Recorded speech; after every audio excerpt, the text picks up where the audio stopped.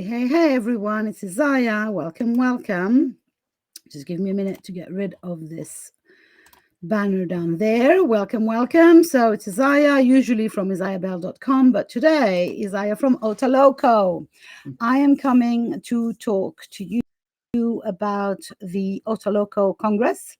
So the Oracle and Tarot Lovers Congress happening December 1st, 2nd, and 3rd, online exclusively. It's free.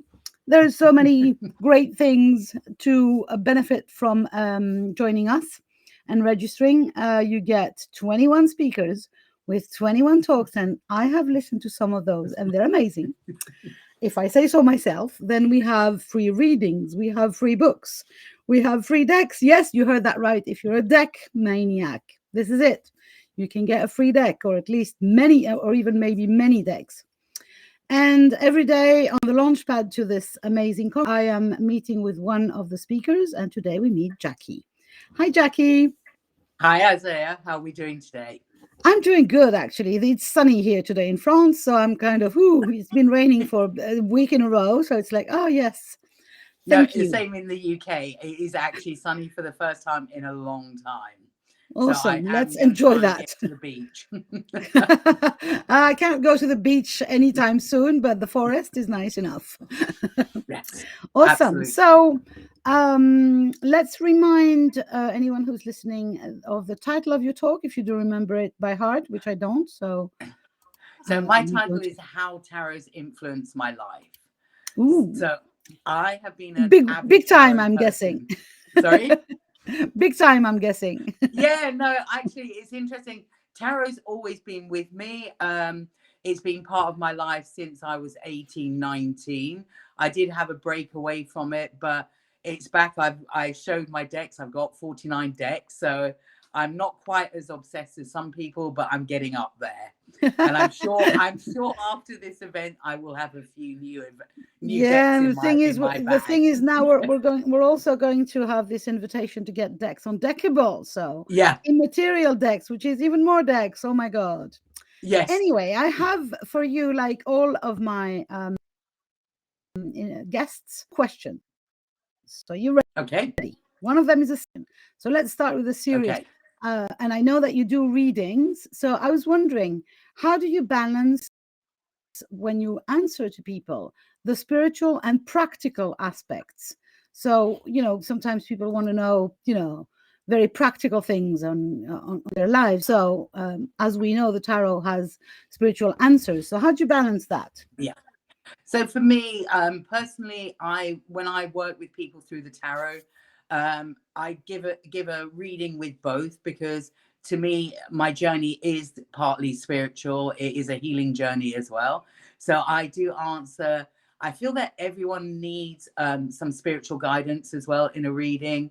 Often with my deck, the angels come in. So I do find that the angels are supporting the people, and they do come and show their presence. So for me, the spiritual aspect is as important as the practical, because it brings that balanced overview of life as well. So I've never been asked that question. So it is an interesting question. You have caught me on the hop there for that one. But as I said, because I'm also not just a tarot reader, I'm a healer. So often the advice comes in healing as well on my readings. I don't tend to give the advice of you're going to find a lover by 3 red bricks, which I have heard before.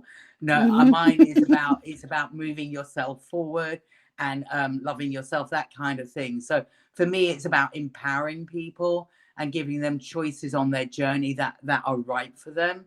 So I'm not sure whether that has answered it correctly, but I think it's interesting. It's how questions functions. They are just opening up the conversation. But yeah, I think it's really important to stress out, and I must say that you wouldn't have been invited to this Congress had you been the person that only helps people direct to their love visit after the second turn on the right. Yeah. I believe that I believe in self-choice, or how do you call that? Self determination, free will, and free will. Yeah, that's sorry, my English. Yes. Yeah, there is a responsibility, I think, with tarot readers, that you actually help people, but not give them a limited perception of what they should be doing. So I do feel there is a guidance that you have internally of what's right and what's not right. So yeah, I'm very much on the people can make their choices, you give them options, but you know, the tarot reading is there to advise. Sometimes open up their eyes to options that they hadn't seen before. Yeah, no, absolutely. But not about closing, about opening more views, more options. Yeah. And you know, awesome. giving people another perception, because often we get caught up in a way of thinking or seeing. Sometimes we can't see another option. So that's, again, I love the aspect of the tarot, because it can open someone's eyes to a new possibility or a new choice that they would have never have thought of. So yeah, I absolutely love it. Absolutely love it. Awesome. So now for my less serious question, if you're up for it. Absolutely. And again, if you don't want to answer that. So my question would be, imagine the major arcana of the tarot, they had day jobs. Ooh. What jobs would they have? So of course we don't have time to go for the all 21 of them, but you can pick your favorites and decide, you know, what kind of day job would the high priestess have? Yeah. So I've got to be honest, that isn't another interesting question. So I'm going to go with one of my kings. He is an animal lover. He is very much soft in his heart. He's a kind person. So I could see him as being working with dogs, animals, being a dog walker, or working out in nature, being a gardener, or just really in touch with that side of him. And I'm going to go for his counterpart, the Queen of Forces. Now, I feel she's a very powerful woman. She has the elements all around her. I feel that she is really strong in herself. She's regal. She's, you know, connected with her intuition. So again, yeah, I like both of those kings and queens of forces. So for me, yeah, I see both of them as very different in a way, but they're both connected to the elements as well and nature. Awesome. Yeah. Awesome. Just because I'm not speaking English that good. So king and queen of? So, these are king and queen of forces. So this is from my Akashic record deck. So it's probably, I'm not sure how I would translate it into another deck, but it's like they're of the elements. So they're very elemental is how I would guess they would be the king and queen of, just a minute, of pentacles. Pentacles, okay. I think, yes, because we have the in one of my favorite decks. So this is one of my favorite decks. Oops, sorry. Yeah. The Light Seers Tarot. There is the King of Pentacles has got a dog by his side, and the Queen has got another animal. So I'm thinking that must be it. Yeah, the connection. I have to say, for me, I need to start working a bit more with the ordinary decks, because all of my decks are slightly they're not like the Rider-Waite deck, but I do need to start working with them, because I tend to choose decks that resonate with me. But that's a good thing. That's a good thing. But just for anyone watching this and being kind of a beginner in tarot, I'm going to promote this deck, because I really think so. It's a recent deck. It's a couple of years, 3 old, and it's created by an American artist called Chris Han. And it's called the Light Seers deck. The great thing for beginners is that it has the Rider-Waite, very traditional structure. It's absolutely not original, but it's beautiful. So the images are, because she's an artist. So you see the images are, and they are speaking to modern people. Yeah. Right. Oops, sorry, this is upside down. So, you know, I'm not an affiliate of Kusan. I'm just a big fan. So, and also I think that I'm using this little live to remind people that tarot is not only for specialists. You're allowed to try for yourself. Yeah, and you know, and that's the thing I like about oracle cards. You know, you can just do one card a day from a deck.